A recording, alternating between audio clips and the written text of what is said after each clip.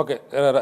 Venkatesh sir சொன்ன கவனிச்சிங்களா Rajini sir, நீங்கள் வந்து திமுகவோட இந்த அளவுக்கு ஒரு பெரும் பின்னடைவுக்கு என்ன ரீசன் நினைக்கிறீங்க? விஜயை பொறுத்தவரை ஒரு 15 தொகுதிகளில் மட்டுமே பிரச்சாரம் செய்து இன்று 104 தொகுதிகளில் அவர் முன்னிலை வகிக்கிறார். கடந்த 5 ஆண்டுகளில் திமுகவின் ஆட்சியின் மீது அந்த அளவுக்கு ஒரு அதிருப்தி இருந்தது போல வெளியில் தெரியவில்லை. ஆனால் ஒரு உள்ளூர ஒரு அமைதி அதிருப்தி அலை வீசி இருக்கிறதா இந்த முடிவுகள் நமக்கு தெரிவிக்குது. நீங்கள் எப்படி ஃபீல் பண்ணுறீங்க ஒரு திமுக செய்தி தொடர்பாளராக? இல்லை, இது திமுகவோட பின்னடைவு அப்படின்லாம் பார்க்குறதுக்கு இது ஒன்றும் 10 ரவுண்டு முடிஞ்ச நிலை கிடையாது. ஃபஸ்ட்டு இப்போதைக்கு 2 ரவுண்டு தான் முடிஞ்சிருக்கு. 2 ரவுண்டில் நம்ம பார்க்கும்போது 2வது ரவுண்டில் வர ரிசல்ட் வந்து அதுவும் இந்த தேர்தலில் ப்ரெடிக்டபிள் கிடையாது. இது வந்து முடிவுகள் இறுதி முடிவும் கிடையாது. முடிவு மாறுங்களா? இதில் கண்டிப்பாக முடிவுகள் மாறும். ஏன் நான் சொல்கிறேன்னா, நான் வந்து இப்போதைக்கு ஒரு தொகுதியை பார்த்துட்டு வந்தேன். அந்த தொகுதியில் ஆண்டிப்பட்டி தொகுதியில் 563 வாக்குகள் வித்தியாசத்தில் அங்கே பிரதர்ஸ் நிற்கிறாங்க. அதிமுக நிற்கிறவர் அவருடைய சொந்த அண்ணன். லால்குடியில் 54 ஓட்டு வித்தியாசத்தில் இது ஏடிஎம்கே வந்து இதில் இருக்குது. இப்போ சேப்பாக்கில் வந்து எங்களுடைய இளம் தலைவராக இருக்கக்கூடிய அண்ணன் உதயநிதி ஸ்டாலின் அவங்க ரீட்டைன் பண்ணி இன்றைக்கி முன்னிலை விவரத்தை நம்ம வந்து பார்த்துட்ருக்கோம். இந்த மாதிரி ஒரு தொகுதியிலையும் முன்னிலை விவரங்கள் என்பது அவங்க முன்னிலையில் இருக்கிறதுன்றது ஒரு 1000-2000 ஓட்டில் தான் இருக்கிறாங்க. 500 வாக்குகளுக்கு கீழே இருக்கிற முன்னிலை நிலவரம்லாம் இருக்குது. அந்த மாதிரி ஒரு தொகுதிகள் எடுத்துக்கிட்டா அதில் ஒரு 40 தொகுதிகள் அந்த மாதிரி இருக்குது.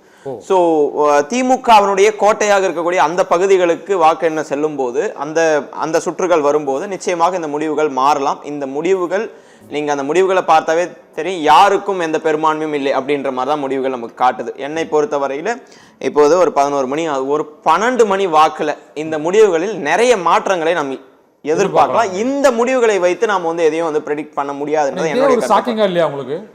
இல்லை சார், அதாவது ஒரு கட்சி ஆரம்பிச்சு 2 வருஷத்துல 104 இடங்கள்ல முன்னிலை, ஆளுங்கட்சியாக இருந்து 2வது முறையாக ஆட்சி அமைப்போம் என்று உறுதியாக நம்பி 200 தொகுதியை தாண்டுவோம் என நம்பிய சூழ்நிலையில் 3வது இடத்திற்கு தள்ள அமைத்து விட்டு இப்போது வந்து நம்ம எந்த கட்சி எடுத்துக்கிட்டாலும் சரி, கொள்கையில மாறி இருந்தாலும் பாரதிய ஜனதா கட்சியாக இருக்கட்டும், அதிமுகவாக இருக்கட்டும், மக்கள் பணிக்கு வந்துதான் அவர்கள் வாக்குகளை சேகரிப்பார்கள். நாங்கள் கொள்கையை வைத்து அவங்களை அட்டாக் பண்ணி கொள்கையில மாறுபடுறாங்க அப்படின்னு சொல்லிட்டு இந்த கட்சிக்கு கொள்கையே இல்லாத வந்த கட்சி இன்னைக்கு ஒரு திரைப்பிரபலம் என்ற ஒற்றை வாக்கத்தை வைத்து கொண்டு, அதாவது தேர்வுக்கு பிள்ளைகளுக்கு ஏதாவது வந்து இது சொல்லணும்னு பார்ப்போம். அதாவது தேர்வு முடிவுகள் வர்றப்போ வந்து ஃபெயில் ஆகிட்டா மனம் உடஞ்சிடாதீங்க அப்படின்னு சொல்லிட்டு. ஆனால் இந்த தேர்தலுக்கு வரலாற்றிலே முதல் முறையாக குழந்தைகளுக்கு ஒரு அறிவுரை சொல்லக்கூடிய அளவிற்கு இந்த தேர்தல் எடுத்து போய் சென்று இருக்குது. ஏன்னா அவர் வந்து சினிமாவில் வராரு. சினிமாவில் வந்துட்டு வீட்டில் இருக்கக்கூடிய சில பேர் நீங்கள் வந்து இதுக்கு தான் போடணும், அவர் வந்து நான் வந்து அவரோட ஃபேனு அப்படின்னு சொல்லி விழுந்த வாக்குகளை தான் நான் பார்க்குறேன். இல்லைன்னா நீங்கள் 2 வருஷத்தில் அவர் என்ன செய்தார், மக்களுக்காக என்ன செய்தார், மக்களுக்காக எதுவுமே செய்யாத ஒருத்தர் மக்களுக்காக என்ன வந்து இதெல்லாம் போய் நான் வந்து நலத்திட்டம் செஞ்சேன் அப்படின்னு சொல்லுவதற்கே இல்லை.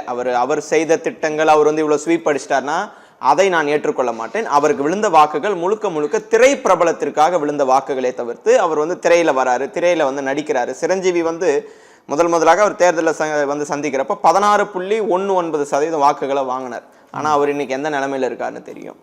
ஆனால் மக்கள் தீர்ப்பை உதாசீனப்படுத்துவது திராவிட முன்னேற்ற கழகம் அல்ல. மக்கள் என்ன தீர்ப்பு கொடுத்தாலும் அதை இருகரம் கூப்பி வரவேற்று அதற்கு செயல்படக்கூடிய ஒரு இயக்கம் திராவிட முன்னேற்ற கழகம்.